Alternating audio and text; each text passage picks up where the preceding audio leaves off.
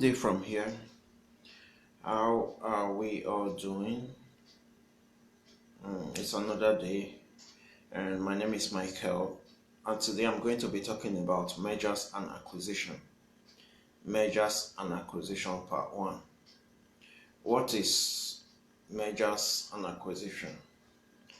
Mergers and acquisitions involve the coming together of two companies, the amalgamation or the coming together of two companies. So a merger is an amalgamation of two companies of approximately equal size. Approximately equal size. In acquisition or takeover, a larger company usually acquires a majority of the shares capital in a smaller target company. Now, in practice, our business combinations are usually an acquisition of one company by another. There's merger, there's acquisition. Now, what's the difference between mergers and acquisition? Mergers talks about, in a situation of merger, we'll talk about the coming together of two companies of approximately equal sizes. Now, but in acquisition is one company acquiring majority of shares in a target company, another company called a target company. So just in the case of Access Bank and Diamond Bank, is it a situation of merger or is an acquisition? A situation of merger and acquisition for Access Bank and Diamond Bank. It is an acquisition, not a merger, because when Access Bank acquired Diamond Bank, it didn't come out as another name. It still retains the name Access Bank, which is the acquirer, and the acquiree or the target company was Diamond Bank. So it is a situation of Access Bank acquiring Diamond Bank, coming out with not another name, but with the same name, retaining the same name as Access Bank, and you don't hear of Diamond Bank again.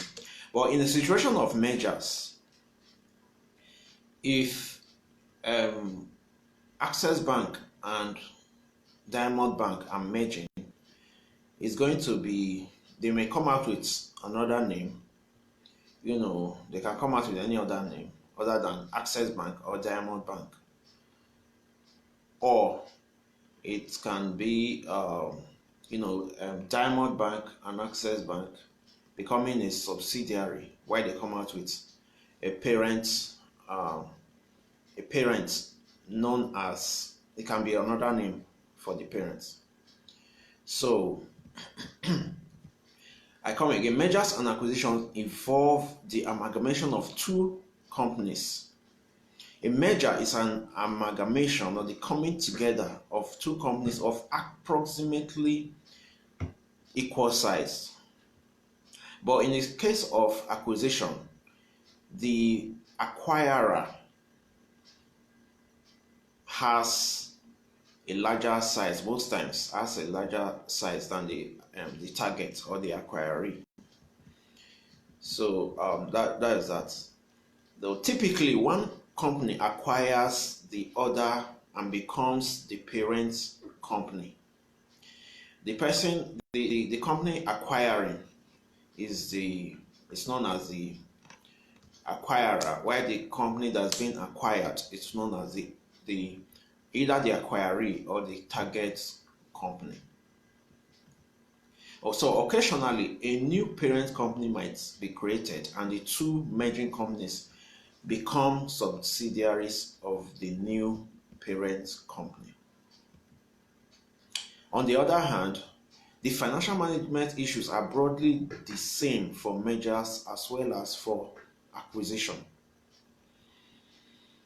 So, what is the objective, or what are the objectives of a merger or a takeover?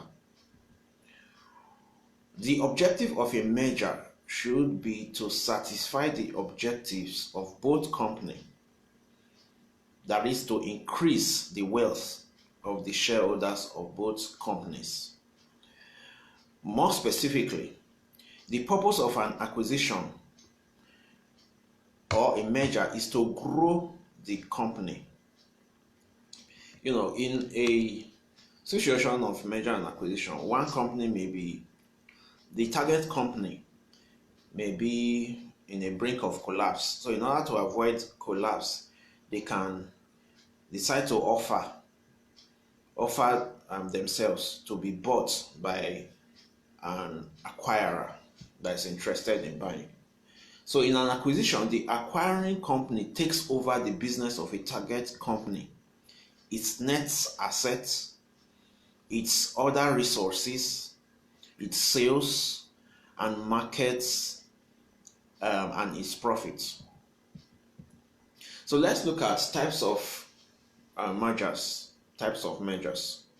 We have what we call the horizontal mergers. We have what we call the vertical mergers, and we have what we call the conglomerate. So let's start with the horizontal mergers. As the name implies, horizontal, the same line of business. A horizontal merger is one in which one company acquires another company in the same line of business.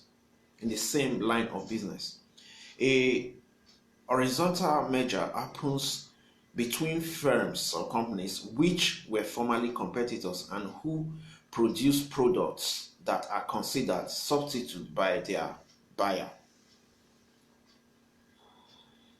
So that is horizontal merger. So the main impact of a horizontal merger is therefore to reduce competition in the market in which both firms operate. They want to reduce the competition, and they want to also increase turnover. They want to also increase the wealth of the shareholders. So these firms are also likely to purchase the same or substitute product in the input market. A horizontal merger is said to achieve horizontal integration. As the name implies, they are in the same chain, the same line of business. So it is called an horizontal. They achieve horizontal integrations. Let's go to the next one. The next is the vertical mergers. Vertical, as the name implies, up and down, vertical. Vertical mergers are mergers between firms that operate at different stages of the same production chain. Or between firms that produce complementary goods, such as a newspaper acquiring a paper manufacturer.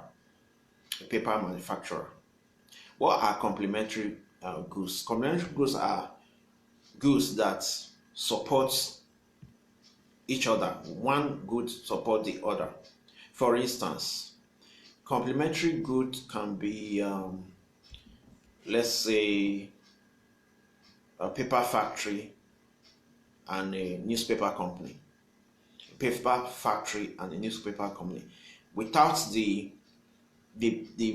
without papers, there will not be the newspaper. So they complement each other. The paper company complements the newspaper company. Also, a shop for selling tea items. For selling, let's say bread. A bread company or factory and a tea supermarket for selling tea like Milo, milk, and all that. They complement each other. There's no way you buy bread without seeking to buy maybe sugar, milk, Milo, and the rest. So they complement each other. So in these vertical measures, there's what we call the backward integration and the forward integration. Backward integration and the forward integration. So in vertical measures, there is you can, let's say for instance, a tin tomatoes factory acquiring a tomatoes farm. That is backward integration. Forward integration is when the tomatoes farmer acquires the tin tomatoes factory. That's forward integration. Forward integration. So vertical measures are either backward when the firm merges with a supplier. You are going back to merge with your supplier, or forward when the firm merges with a customer. Like I said, the tomatoes farmer acquiring or merging with the tin tomatoes factory.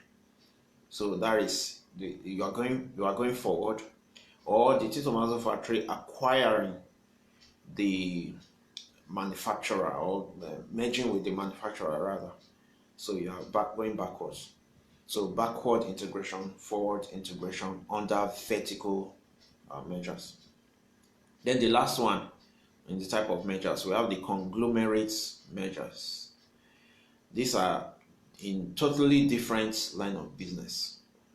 So conglomerate measures are measures which are neither vertical nor horizontal. In a conglomerate measure, a company acquires another company in an unrelated line of business. For example, a newspaper company acquiring an airline company. There's no relationship between an airline company and a newspaper company. It's just a matter of diversification. They want to diversify. That is why they will go into such. An example of, or examples of conglomerates companies is Dangote. Dangote PLC is an example of a conglomerate. Then Nestle, then PZ. These are examples of conglomerates. So alternative to mergers and acquisition, if you don't want to go into mergers and acquisition, an alternative to mergers and acquisition is one, internal growth or internal development, also known as organic growth. This is what they use, the instrument of retained earning. They want to grow the business organically. They want to develop their business internally. They don't want to go into mergers or acquisition. So it's an alternative to mergers and acquisition, organic growth, and two, growth by joint venture. So let's look at the advantages of mergers as an expansion strategy. There are four main advantages that have been put forward generally. Number one is speed. The acquisition of another company is a quicker way of implementing a business plan, as the company acquires another organization that is already in operation. So what would take you ordinarily, 2 years to achieve, through mergers and acquisition, you can achieve it in a couple of months, because of the concept of synergy, which we are going to talk about. So an acquisition also allows a company to reach a certain optimal level of production much quicker than through organic growth. Acquisition as a strategy for expansion is particularly suitable for management with rather short time horizon.